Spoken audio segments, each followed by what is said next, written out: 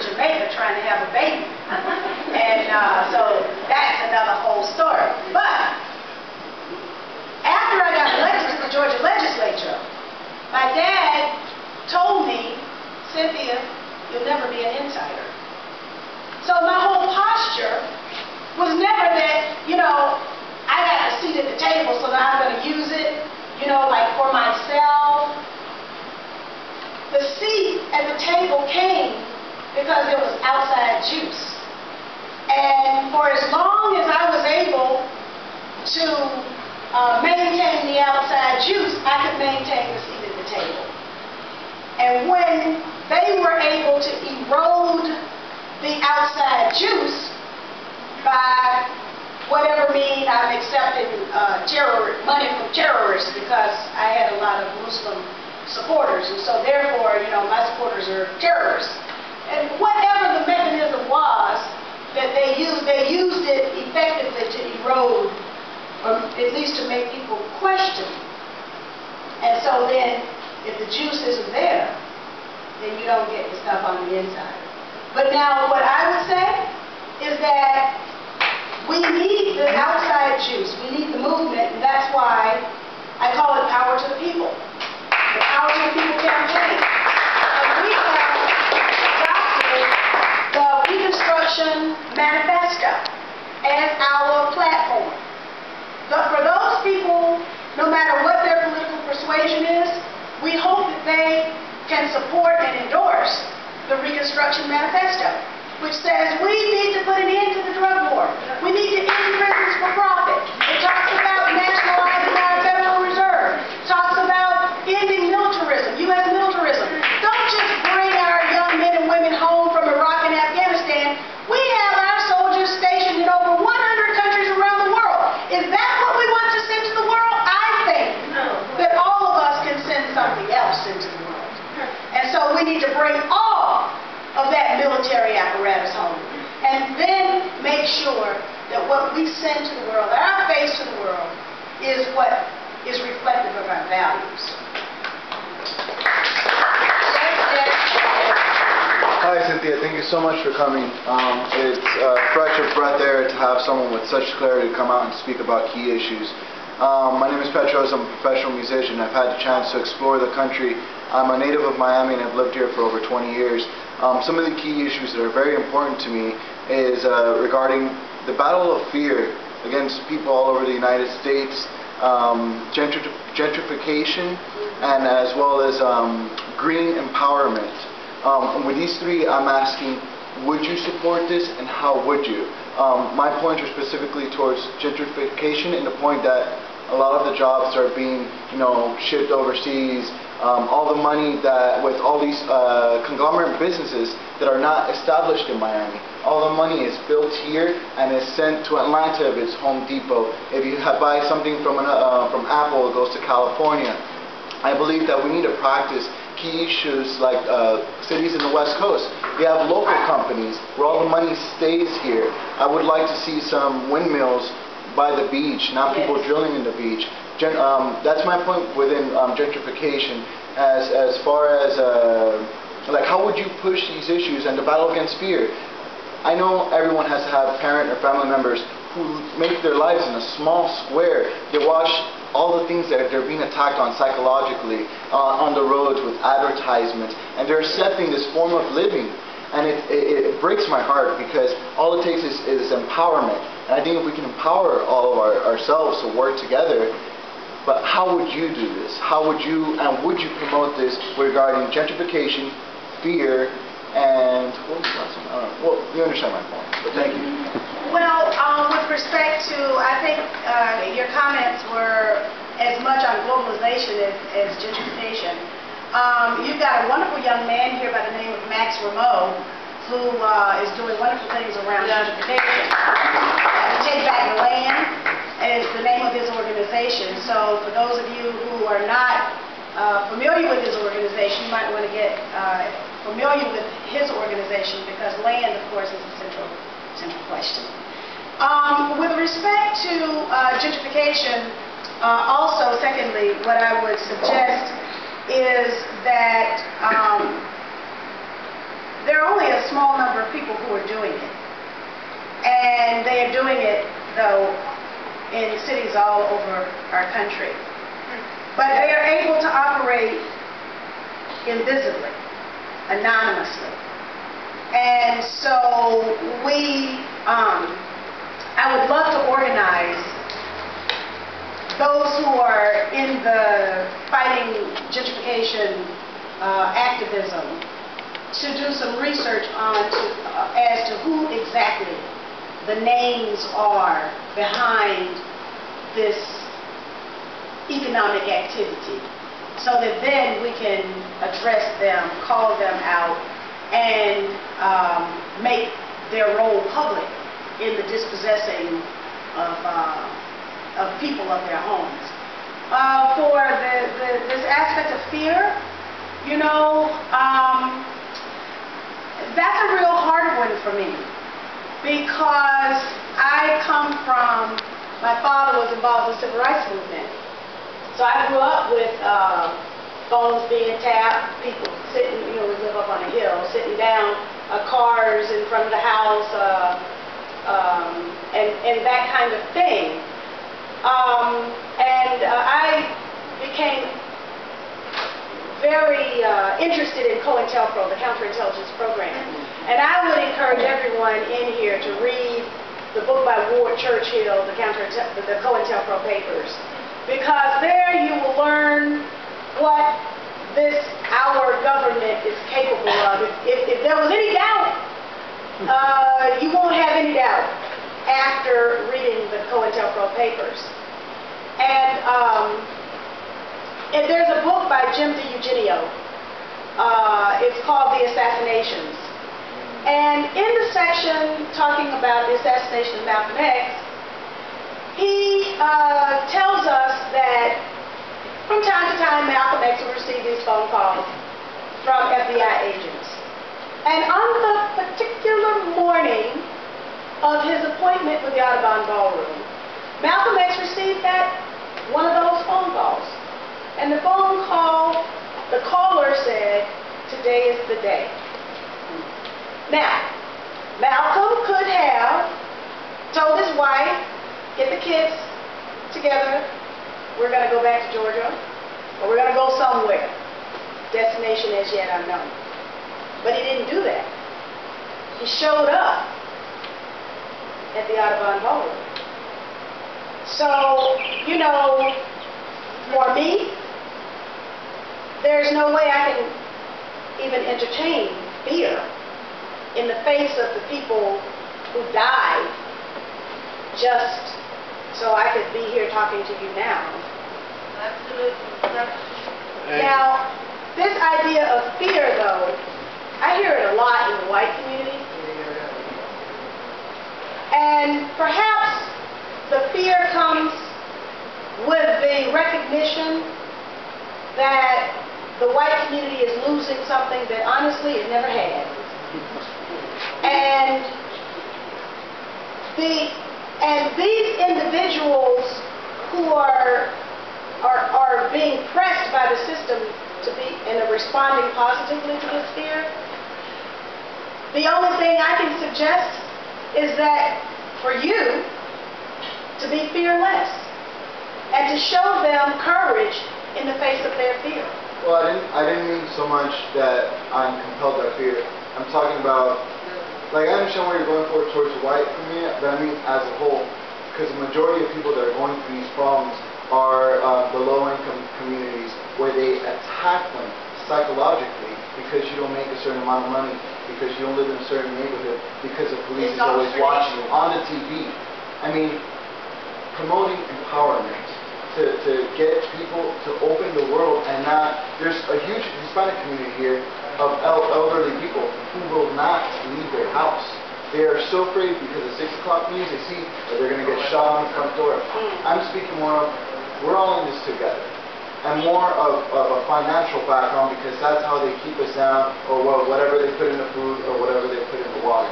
And whatever they put in the air. Exactly. Because I can see real clouds here, but I have been in so many places where the sky has something white in it, but they don't look like those clouds.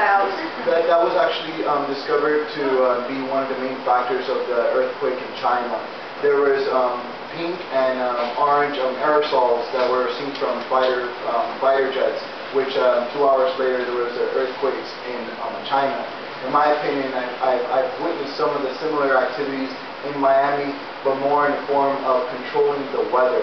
We've had these supposed random wildfires, and what happens, it happens right on Memorial Day weekend. It happens right on these supposed festivities where there are the most accidents on the streets, and you smell this toxin in the air. I went to the miamidade.gov website and read about this. What is this strange smell in the air? And before there was anything on the news about it, it's very easy to get corporate news to put up another reel from last year of something that was happening.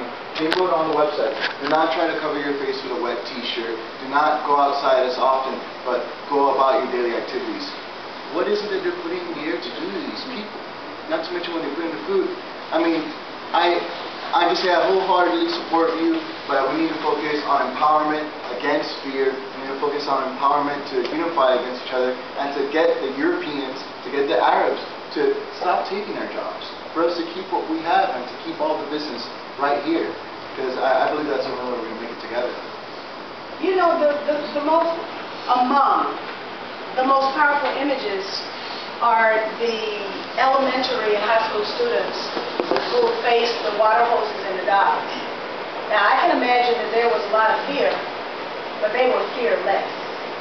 So, I think I come from the movement, so I'm fearless, and I don't understand those who are so filled with fear that they don't even exercise their rights. But I do understand that it exists.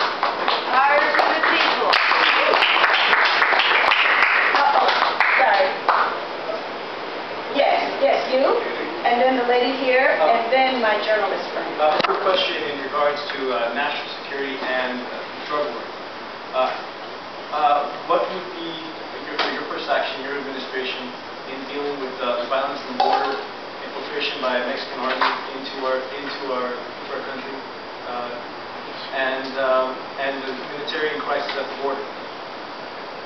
The humanitarian crisis at the border? Right. First of all, I would dismantle the wall.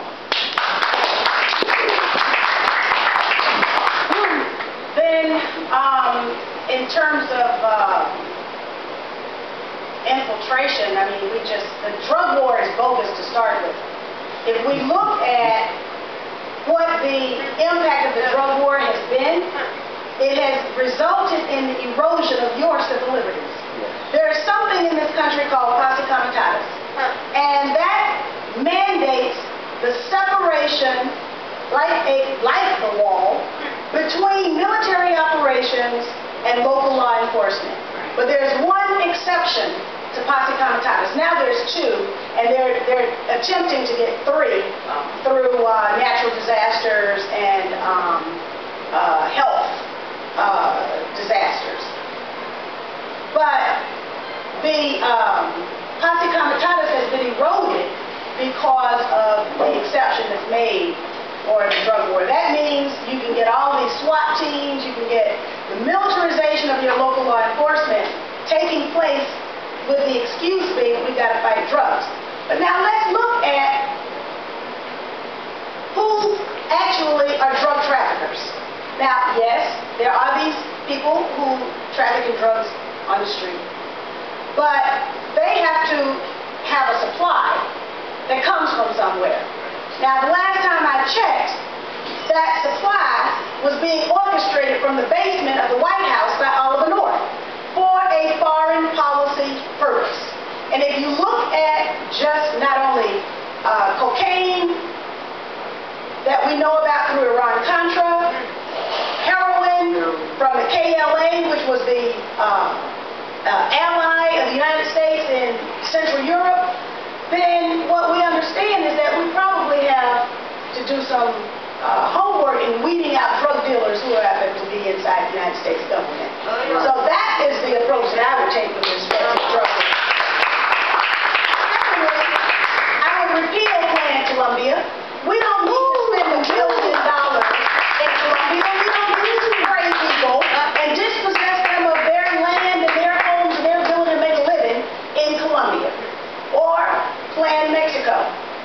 next one on the line. Why do we have Flint, Mexico coming down the pipe? Because U.S. corporations want to steal Mexico's electricity and their oil. And so through military assistance, the Mexican government, which is a spurious,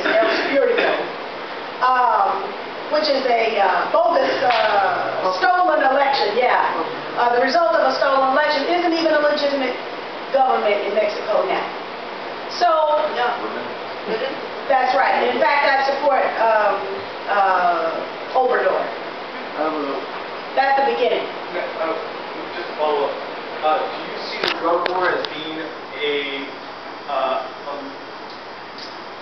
the precursor of just a lot of the civil strife that we see around the world? As a result. Well, it's not only the drug war, because if you look at things that are happening in Africa, it's resources. And its access is unfettered. Some individuals who are able to call into command the entire wherewithal of the United States military and the United States government in terms of its economic resources.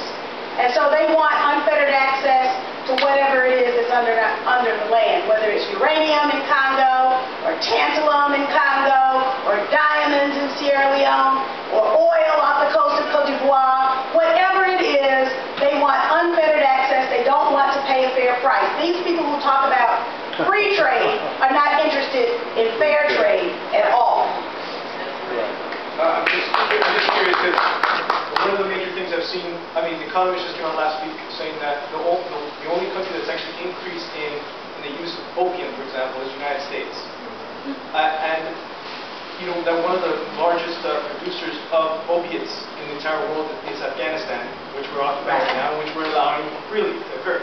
So I'm really wondering, is there something to this, or is there, because for the last, we can say there's resource wars, and honestly that's true, it's worth $1 where is it? Darfur is about resources, not about religion. That's right. But for the life of me, I see that, I go around the world, I talk to all the people that I know at the university, which, and they come from all over the world, they tell me that everyone uses drugs. Everyone is on something, or gee, well, I'm missing out there. In such a way, though, it's such a common thing, but it's the same way that they use this economy driven by this to militarize themselves, buy weapons, and really, it's the haves and the have-nots, and they just use this as such a crop that they can not only can make money off of, but they can use the advantage to their own advantage against poor people and people who just simply can't protect themselves. Last year, there were 500,000 arrests for marijuana possession. So I think the prison for profit scheme has begun to feed on its own children. Those who manufactured the scheme are now feeding on their own children. And I just came back from a tour of Northern California, and interestingly, the DEA, hot on the heels of my departure, went in and raided many of the homes and businesses and farms in Humboldt County, which was sort of the place where the #1 cash crop is marijuana. We did that here, Florida, last month. Last month? Raids in something like 40 counties around the state, the home growers. 40 county raids. DEA was outrageous. Well, the interesting thing is that in California, they have state law, even though it's not recognized by the feds, but they have state law for medical marijuana. And so the spokesperson for the DEA said something absolutely incredible. She said that there was too much money being made in Humboldt County, and that medical marijuana was not supposed to produce so much money. And that's why they went in and raided. It's an amazing quote. Wow. Yes, ma'am. I'd like you to maybe expound a little bit about how some people that are not members of the Green Party right now, as to how, you're talking about sitting at the table, but maybe talk about those 10 key values and how people that are not plugged in, how they can plug into the movement and get stronger so that we can get more things. I can be reached at runcymbiarun.org, and we also have another website, allthingscynthiamckinney.com. But I'm going to ask my Green Party sister, or Alan, to come up and talk about Green Party stuff. No. Yeah, to answer a question. How you can get plugged in to the Green Party. Well, Alan's going to tell you guys this, that I do know that if you go to runcynthiarun.org, you can not only make very important donations, important in the aspect that the issues that Cynthia is working on are everybody's issues. They're everything we live with, day after day after day. The things that we're facing more and more each day as things progress, and that's one place to donate. And you can also do it here, that little green box back there, and I'll be passing it on. Yeah, I would like to, before I answer that question, I would like to take the opportunity, we still have everybody here. Monica, do you have those envelopes with you? They're on the table. Could you get a couple people to distribute them? We'd like everybody to take a hold of an envelope. You can do what you want with them, but we're going to ask anybody who feels that they can to put something in to help this campaign along. And we ask you to help out with that. On that Thank you very much. Yes. Could you just explain the importance of donations to her campaign right now? Okay, yeah, at this particular moment, specifically, any donations that go into Cynthia McKinney's campaign goes towards the bottom limit of being able to get matching funds. And if she can get matching funds, she can be well on her way to be helping spread the message of the kinds of things you're hearing today. Because what you're hearing here today, you're not going to hear in the mainstream campaign, obviously. They're talking about a completely different world. In fact, as far as I'm concerned, the primaries were moved up the way they were this year in order to make sure that nobody's really thinking about what's going on. A few months before the primaries started, people were beginning to question the Congress about what's happening with impeachment. Why are you going to cut off the funding for the war? And all people were starting to get very upset that they had been betrayed in the 2006 November election. Suddenly, here are the moved up primaries, and all you get is wall-to-wall primary election gobbledygook straight through. And the idea is to keep it going through November. And so it's difficult to get a wording edgewise in this thing, in our climate, in our political climate, and that's, of course, is intentional. It took decades and decades for largely the right wing to build up the media consolidation, but that includes everybody, included a little help of Bill Clinton for that media concentration. To the point that once they knew they had it all sewed up, then they could really push ahead because there's hardly any places for anything to come out. I wanted to address one question that was brought up by Patrick, who was our host with Black Mangrove here, about movement and ties to a party. Well, the Green Party prides itself as being part of the movement. In fact, we consider ourselves a different party, and we have sort of a tripod base: political party, movement, and education. And the idea being, what the Green Party essentially does is the political arm of a movement that translate into the language that middle America should be able to understand those values that are often expressed by small groups on the fringes, etc., that might have a specific jargon that the people aren't going to get. But when the Green Party talks about you can't have a healthy planet without a healthy democracy, we're talking about the fact that communities cannot make decisions unless the people in the communities are part of that decision making. And we're talking about a rebirth of democracy and of participation. So there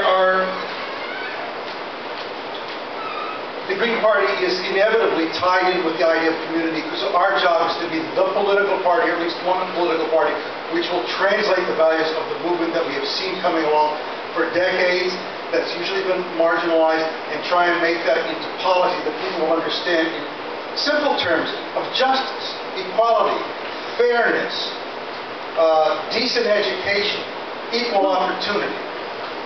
We don't have to be using specialized language for people to understand that. And we hope that people will understand that when we talk about green, we're not just talking about ecology, we're talking about human ecology as well, and social ecology, and not just the physical or geological or geographical ecology. We're talking about a system on a planet. And one thing that struck me from the very beginning about when I first heard about the Green Party is we start from the point of view of an interconnected community of life on this planet, a network of life. And that's why there are Green Parties in over 80 countries around the world. This is a phenomenon that is springing up everywhere. And while they're not all identical, they're sharing the basic human values, which are becoming more and more visible and apparent given the contradictions of our time. So, you can help the Green Party directly, or by just being involved in your community, you can help things moving along one way or the other. And you can rest assured that if the Green Party can do anything towards helping to move that along, we will be more than happy to do